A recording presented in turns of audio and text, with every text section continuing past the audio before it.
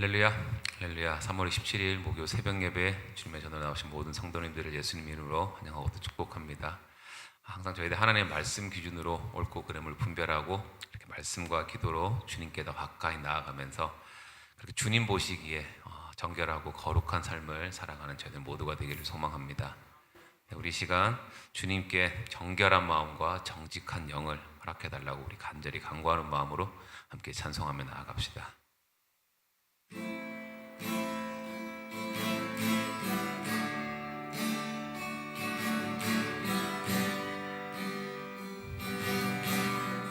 정결한 마음 주시옵소서.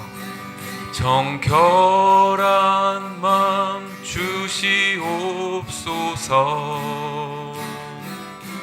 오 주님,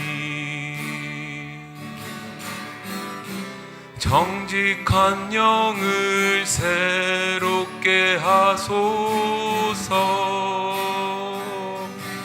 다시 한번 정결한 마음 주시옵소서.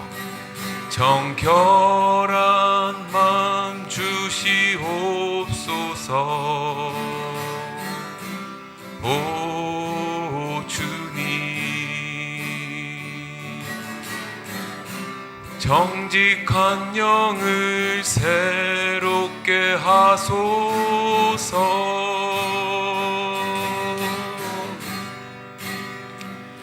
나를 주님 앞에서 멀리 하지 마시고 주의 성령을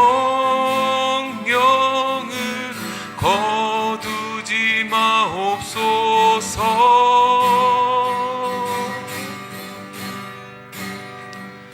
그 구원의 기쁨 다시 회복시키시며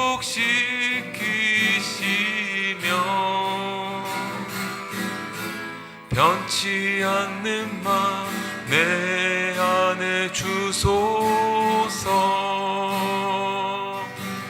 주님, 정결한 마음 주시옵소서. 정결한 마음 주시옵소서. 오 주님, 정직한 영을 새롭게 하소서. 주님, 정결한 마음 주시옵소서. 정결한 마음 주시옵소서. 오 주님, 정직한 영을 새롭게 하소서. 나를 주님 앞에서, 나를 주님 앞에서 멀리 하지 마시고 주의 성령을 거두지 마옵소서.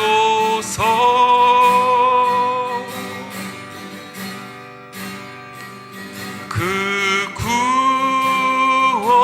구원의 기쁨 다시 회복시키시며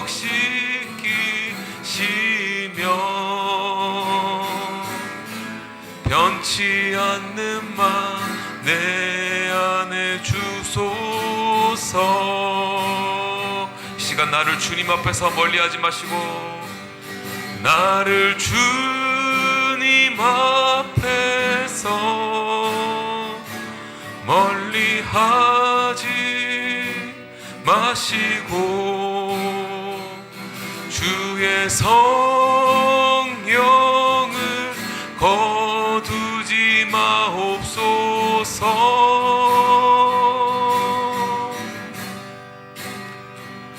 그 구원의 기쁨 다시 회복시키시며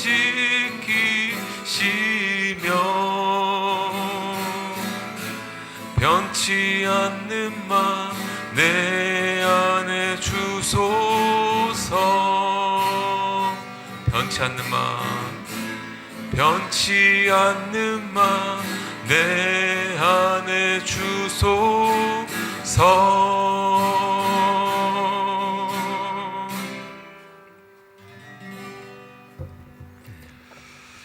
은혜가 풍성하신 하나님 아버지 감사합니다.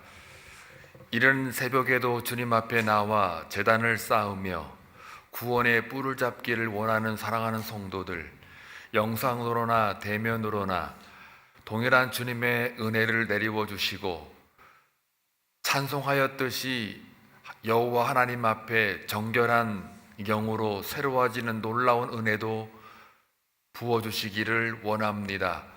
하루를 출발하기 전 주님 앞에 기도와 찬송으로 또 말씀을 통하여 바른 교훈과 책망을 가지고 이 하루를 살아가는데 하나님의 이름과 하나님의 나라와 하나님의 영광을 위해 살아갈 수 있도록 주께서 불꽃 같은 눈동자로 지켜 주옵소서. 하나님, 중보기도팀 올려드립니다. 간밤에 주님 앞에 나가 기도하였고 기도하는 모든 제목들을 기억해 주시기를 원합니다. 하나님의 때와 방법으로 이른 비 늦은 비로 적셔 주시고 가는 곳곳마다 하나님의 뜻이 이루어지는 놀라운 역사를 허락하여 주옵소서. 우리의 입술의 고백에 이 모든 것이 다 은혜였음을 다시 한번 고백하며 간증하며 하나님께 영광 돌리기를 원합니다. 대한민국을 위해 기도합니다. 정치와 경제 혼란스러움이 계속 이어지고 있습니다. 하나님께서 불쌍히 여기시고 한국 교회사 역사 속에 하나님이 어떻게 인도했는지를 우리가 잘 압니다. 누가 선택이 되든 누가 버려지든 어떤 상황 속에서도 하나님이 그 나라의 주인이심을 선포하며 다시 예수께 돌아오게 하시고 다시 본질로 돌아가게 하시고 다시 성경으로 돌아가게 하셔서 무엇이 잘못되었고 무엇이 그르쳤는지를 다시 한번 그 말씀을 통하여 깨닫는 은혜가 있기를 원합니다. 그리하여 다시 온 민족이 미스바 광야에서 모였던 이스라엘 백성들의 회개와 부흥이 있었듯이 우리 대한민국에도 미스바의 광장에 모여 하나님 앞에 다시 무릎을 꿇고 구원의 뿔을 잡고 나아가는 주의 백성들이 되기를 간절히 소원합니다. 가장 안타까운 것은 기독교 내에서도 소위 믿는 사람들 안에서도 정치의 갈등과 경향 때문에 분열이 너무나도 많이 발견되고 있습니다. 하나님, 그리스도 안에서 우리는 하나됨을 다시 한번 확인케 하시고 사순절 기간 동안 십자가 앞에 모두 무릎을 꿇고 그들의 죄를 기억하고 그 죄를 사했던 예수 보혈의 피를 하나님 다시 한번 은혜의 공로로 깨닫는 은혜가 있게 하여 주옵소서. 그래야 정결한 삶으로 주님 앞에 나아가는 주의 백성들 삼아 주옵소서. 오늘도 주님의 말씀을 통하여 오늘 하루 살아가는 동안 오직 정결한 삶으로만 살아가는 귀한 은혜가 있기를 원하옵고 주님의 말씀을 들을 때 귀가 열리게 하시고 마음과 영혼이 열릴 수 있는 은혜도 허락하여 주옵소서. 예수님의 이름으로 기도하옵나이다. 아멘. 하나님 말씀 보시겠습니다. 민수기 5장 11절에서 31절입니다. 함께 교독할 때에 주님의 음성을 들을 수 있기를 바랍니다. 여호와께서 모세에게 말씀하여 이르시되 이스라엘 자손에게 말하여 그들에게 이르라.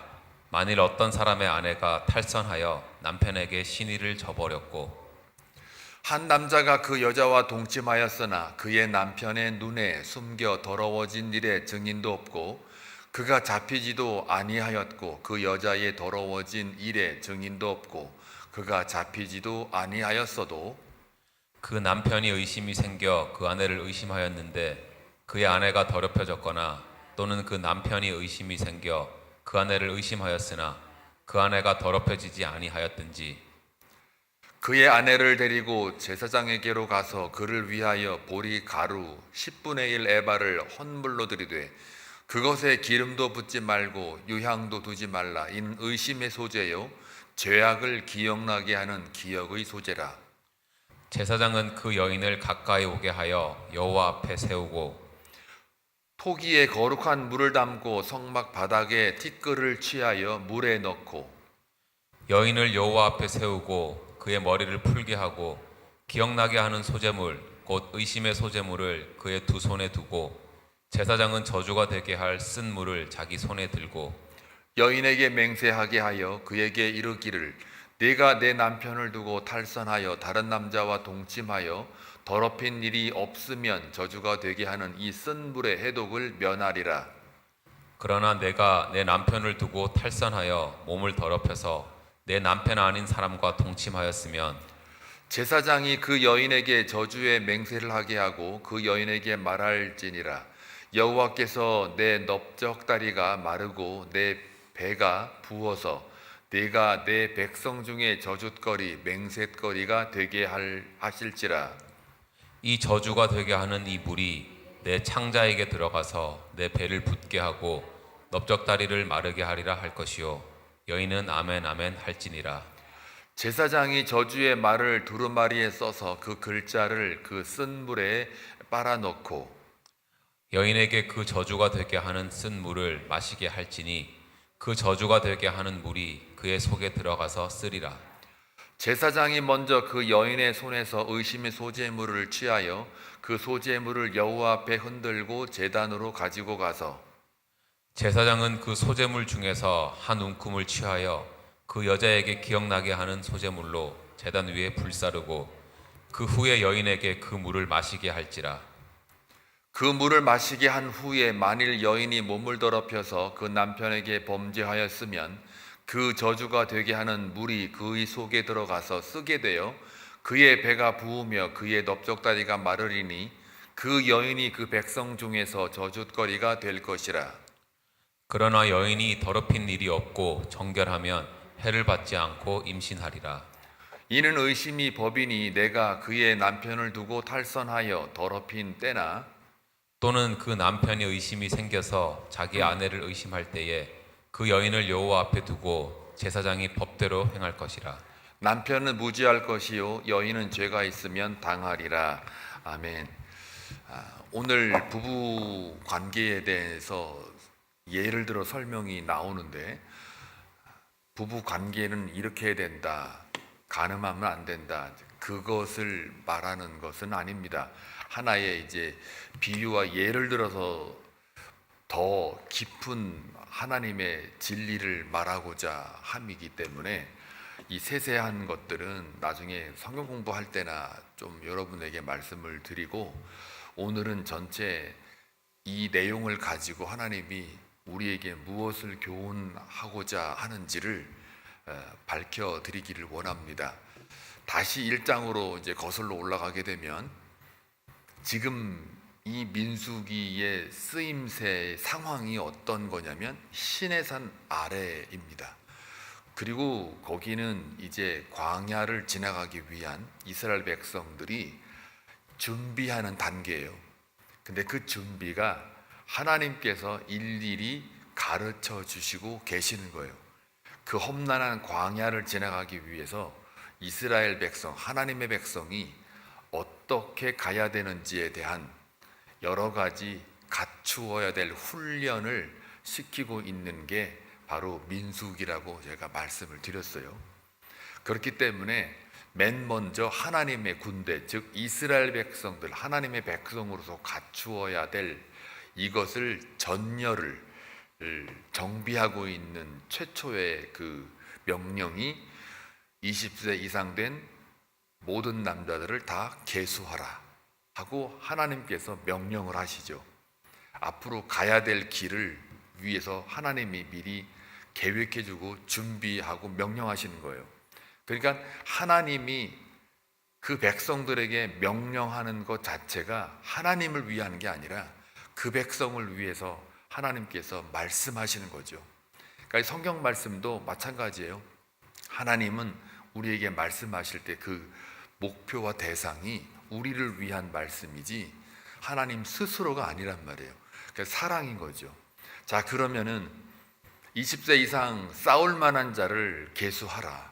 그러면 이제 하나님의 군대를 만들어 놓고 그 군대가 이제 광야를 지나갈 때에는 가장 중요한 게 바로 하나님 중심으로 움직여야 되기 때문에 그 모든 계수받은 자들의 그 하나님의 연결성을 가져오는 그 사람들이 필요하니까 바로 레위 지파를 선택해서 성막을 짓게 만들고 성막을 관리하게 만들어서 하나님과 백성 사이에 연결고리가 될 수 있는 사람들을 세우게 돼요.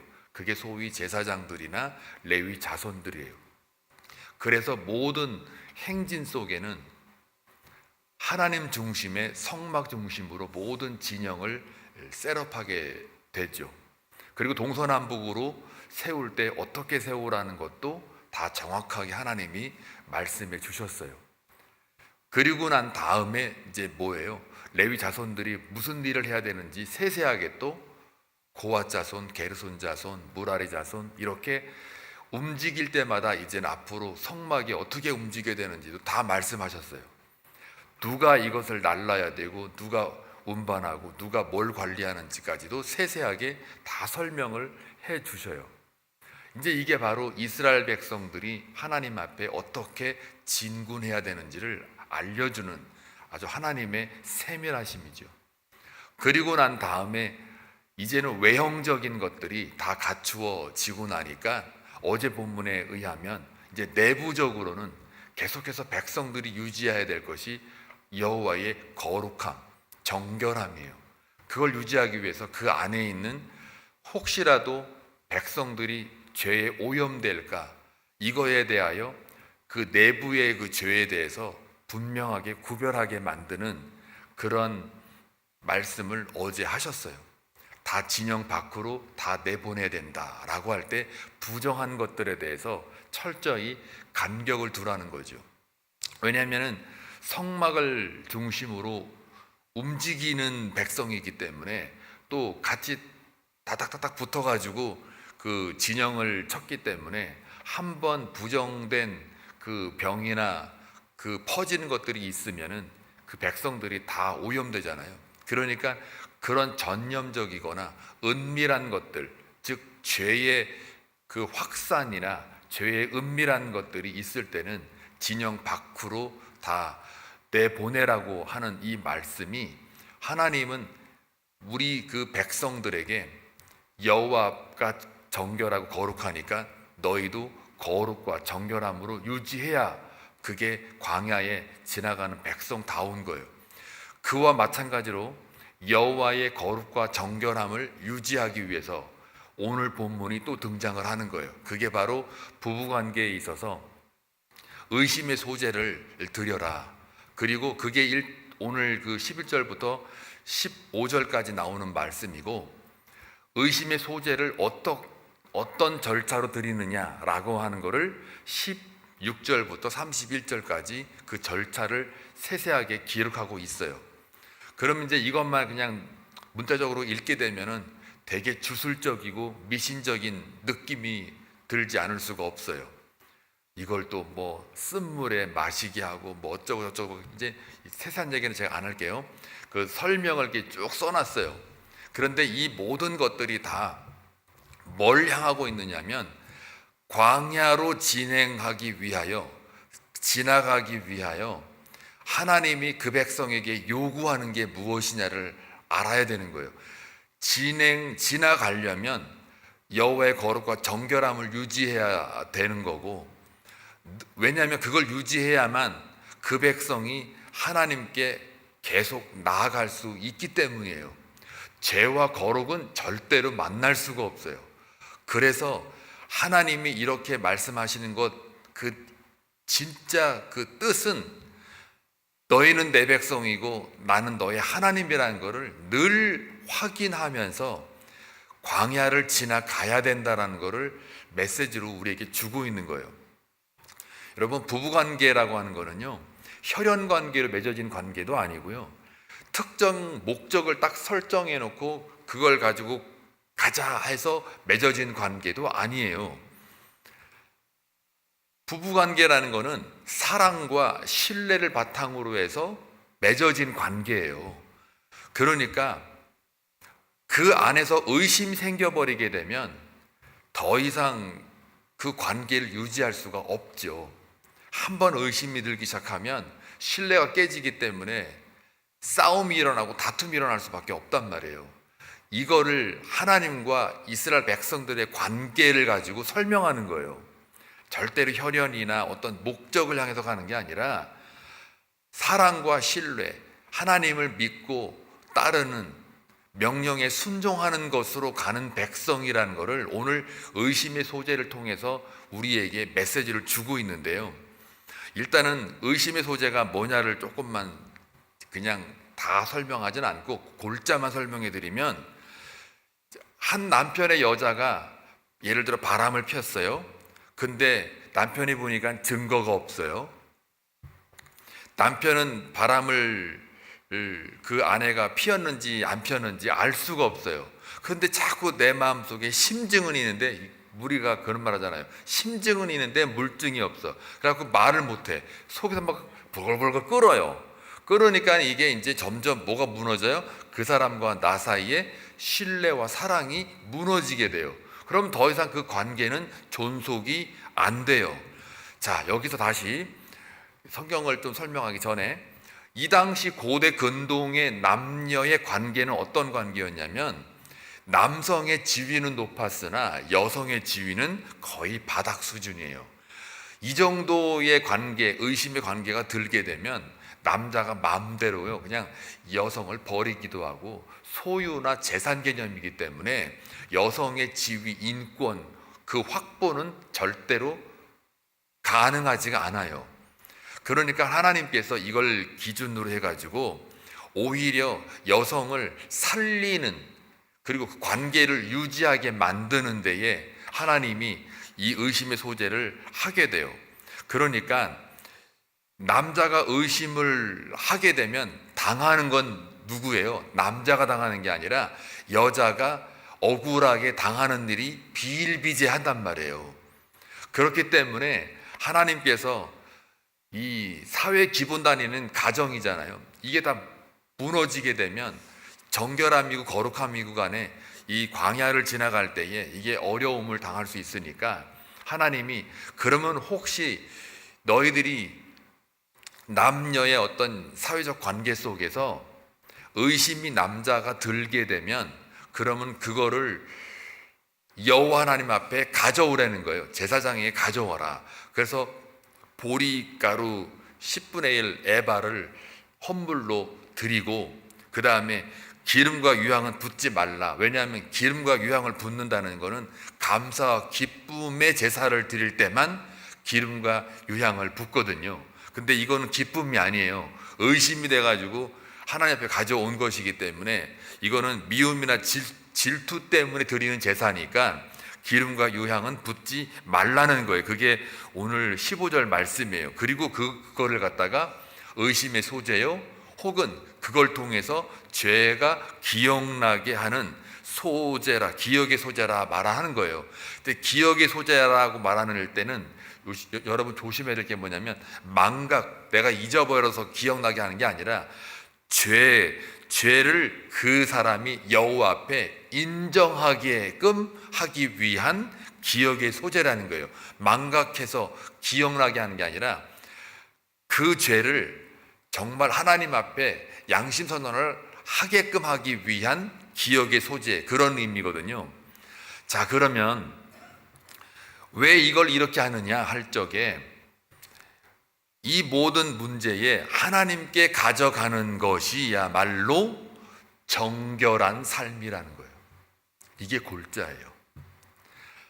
거룩이 무엇이냐, 정결한 삶이 무엇이냐 할 때 이 부부관계를 예를 들어서 하나님이 오늘 말씀하시는 이유는, 너의 문제를 심지어 의심해가지고 네가 마음대로 여자를 함부로 버리기도 하고 억울하게 뭐 감옥에 쳐넣든 때려 죽이든, 그 당시에는 이게 비일비재했단 말이에요. 그런 상황 속에서 네가 네 마음대로 하지 않고 여호와 하나님께 제사장에게 가져오게 한 그게 바로 여성도 살리지만, 사회적으로 여성도 살리지만, 억울함을 면하게 하지만, 그러나 너의 주권이나 너의 책임으로 가지 않고 하나님께 가져가는 것 자체를 거룩함이요 정결함이라는 것을 말해주고 있어요. 따라서 하나님 앞에 내어놓게 하심에 뭐를요? 남편에게는 의심을요, 여성에게는 양심 고백을 할 수 있게끔 기회를 주는 거란 말이죠. 이게 무슨 관계냐면 하나님과 이스라엘 백성 사이의 관계를 가리켜요. 남편과 아내로서 그 이사야 54장이나 예레미야 3장에 볼 것 같으면 하나님과 이스라엘 백성들 관계를 남편과 아내로 늘 비유로 설명해 가지고 가만히 들춰보면은 늘 이스라엘 백성들, 여자로서 아내로서 늘 간음하고 있는 거예요. 늘 바람피고 있어요.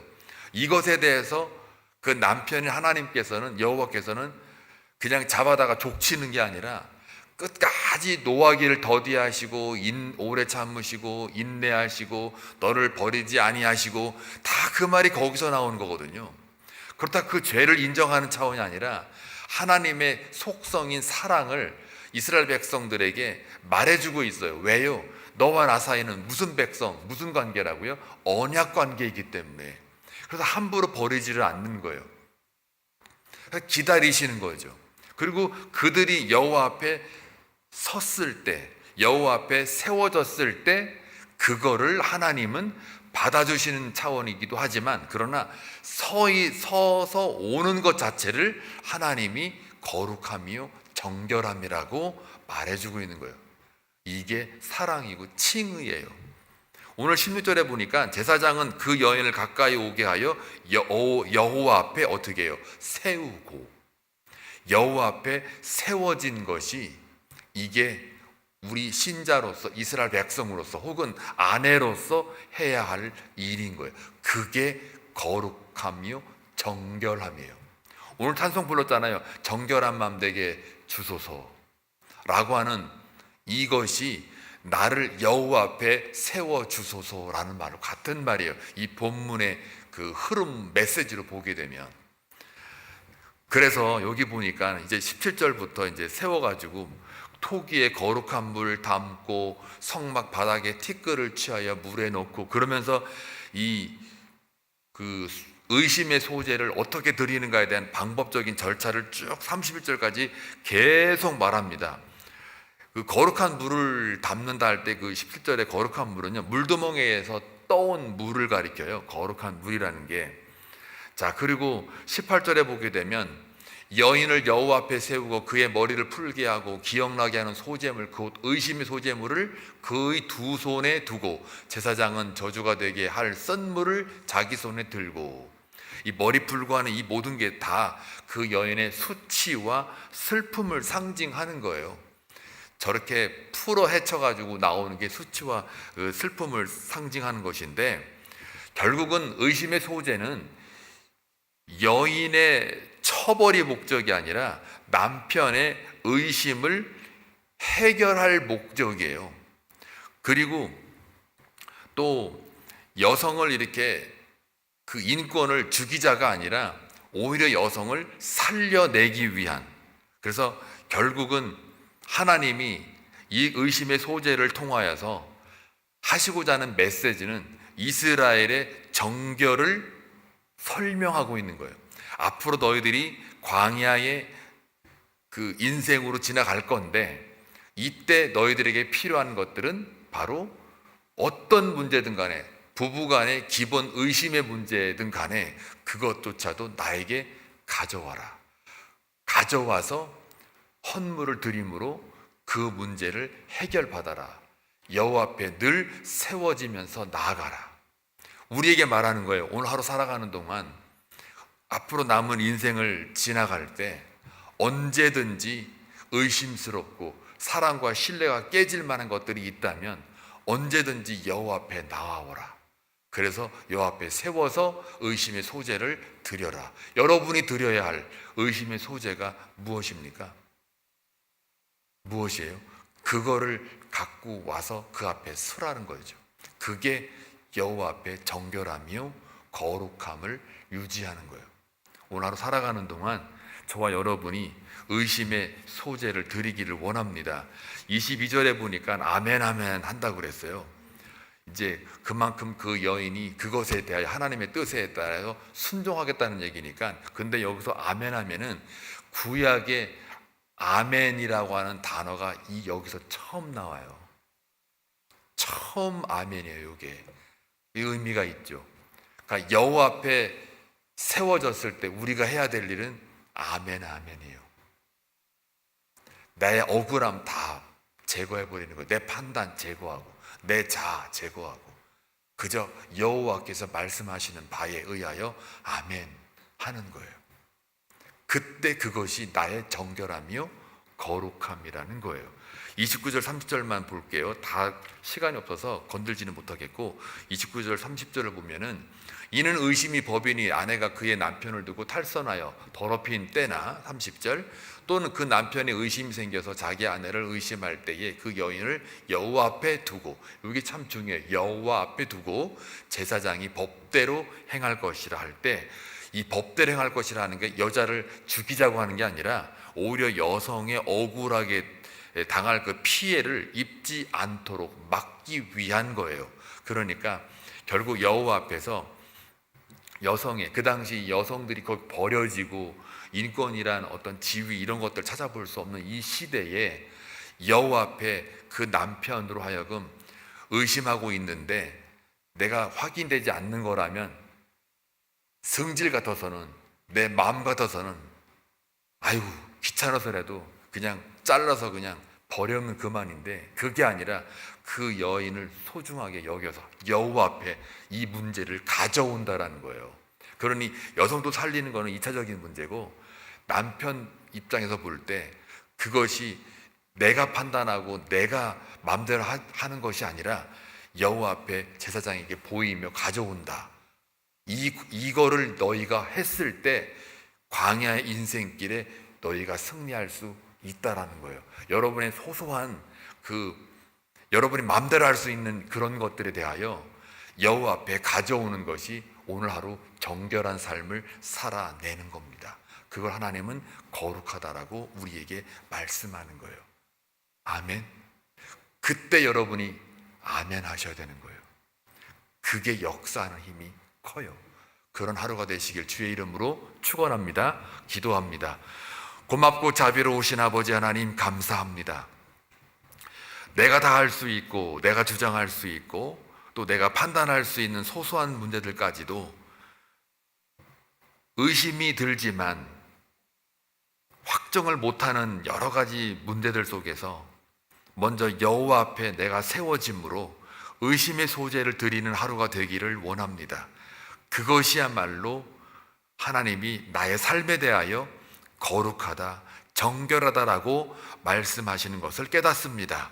오늘도 내가 의심의 소재로 드리는 하루가 될지언정 내 마음대로 하는 삶이 되지 않도록 아버지께서 내 마음과 영혼을 감찰하시고 붙잡아 주옵소서.